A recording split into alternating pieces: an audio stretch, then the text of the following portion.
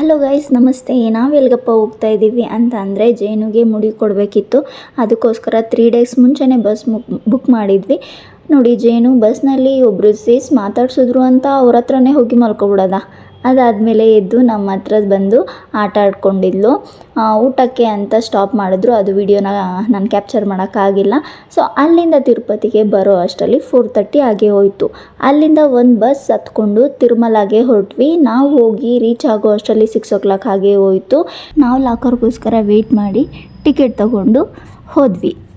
ನಾವು ಹೋಗಿದ್ದು ಸ್ಯಾಟರ್ಡೆ. ಅಲ್ಲಿ ಆವತ್ತಿನ ದಿನ ಎಲ್ಲ ವೇಸ್ಟ್ ಆಯಿತು. ನೀವೇನಾದರೂ 1 year ಬಿಲೋ ಇರುವಂಥ ಮಕ್ಕಳನ್ನ ಕರ್ಕೊಂಡು ಹೋಗ್ತಾ ಇದ್ದೀರಾ ಅಂತ ಅಂದರೆ ಮಾರ್ನಿಂಗ್ 11 AM ಇಂದ 6 PM ಒಳಗಡೆ ಕರ್ಕೊಂಡು ಹೋಗಿ 1.5 hourಗೆಲ್ಲ ದರ್ಶನ ಆಗೋಗುತ್ತೆ.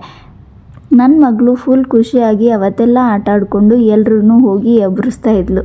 ಪಾರ್ಟ್ 2 ವಿಡಿಯೋಗೆ ವೆಯ್ಟ್ ಮಾಡಿ. Thank you.